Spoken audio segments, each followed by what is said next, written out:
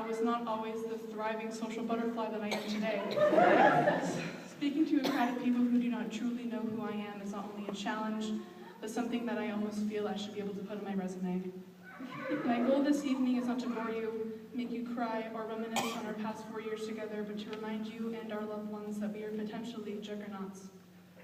We are constantly talking, and most of us have yet to learn the skill of speaking. Eloquence is not important when we are fighting on the internet, and this is okay, because I understand that being a high school senior, poisoned with the expectation that we must know what we're doing for the next 4/5 of our lives, is astoundingly difficult. I acknowledge that I feel like my life is a test I forgot to study for. Talking selectively is not in our vocabulary. Our essay scores are based off length rather than content most times. We spew words that don't make sense grammatically just so we can say, at least I wrote 2 pages. Just as the value of the dollar, the value of the word is plummeted. Appreciating speech over talk is essential. We are a class of thinkers. It seems with the countless number of obligatory responsibilities we have as young adults, our minds are constantly running on fumes. There is so much information and imagery that is being shoved through one ear and out the other that our filters, the mechanisms necessary for deciding what matters and what doesn't, are broken. We are beautifully broken, and I say this as a term of endearment. I, more than anyone, know the importance of language and taking advantage of our right to speak. In my first few years in elementary and preschool, I was plagued with the struggle of not being able to be understood. My words did not register with the adults or the other kids. I had a speech impediment that was only resolved after a surgery and many long, frustrating months of speech therapy.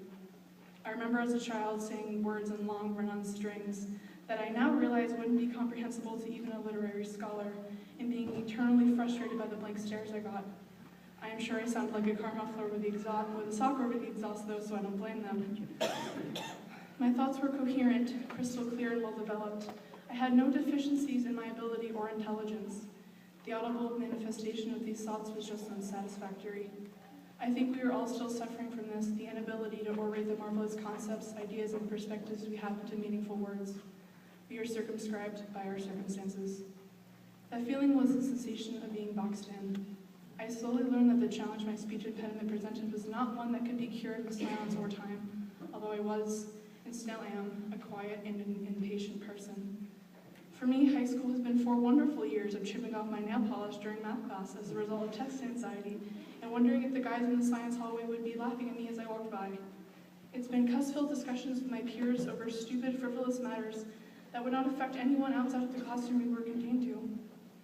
It's been a prolonged period of struggle because of my own self-doubt, not because I don't think I'm pretty or popular enough, but because I don't know who I am yet.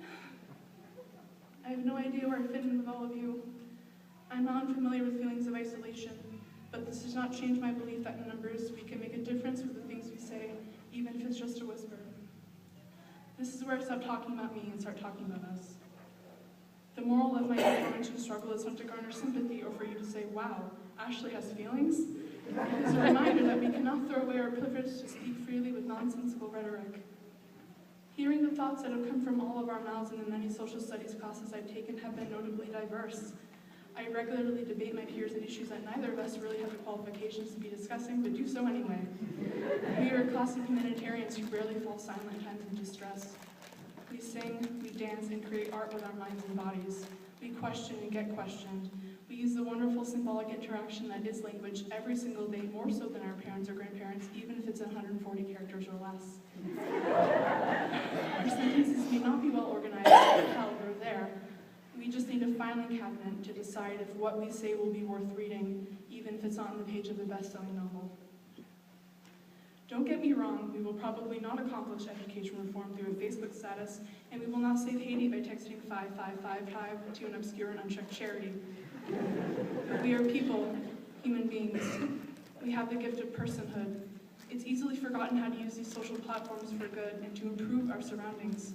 We can be naively self-contained in a world where there are no barriers or excuses to be so, where unfortunately, words may not as conveniently express your disdain as a sad emoticon might.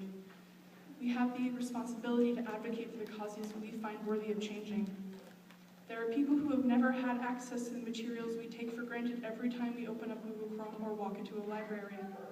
We have boundless amounts of knowledge at our disposal, but only a finite number of years to change it, to change our social and political atmosphere in the ways we want to.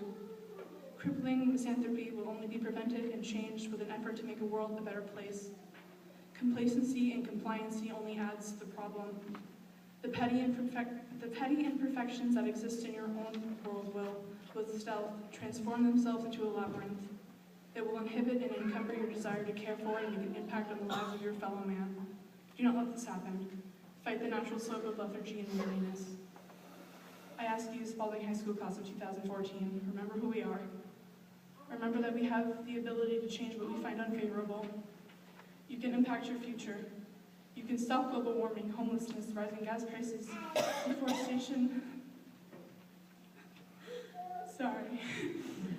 Islamophobia, and outrageous college costs.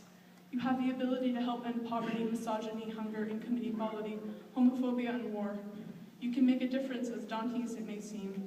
I know we are just a group of 17 and 8-year-olds just trying to make it through finals, but let your words be a catalyst for change. Never stay silent in times of humanity's shortcomings, and speak with zeal and spirit for those who cannot. Avoid redundancy, monotony, and systematic ways of thinking. I'm glad you agree. Do not allow the fear of others stifle your passion. Remember that there will never be a limit to the thoughts you can think or the words you can create. Let your heart be the guide.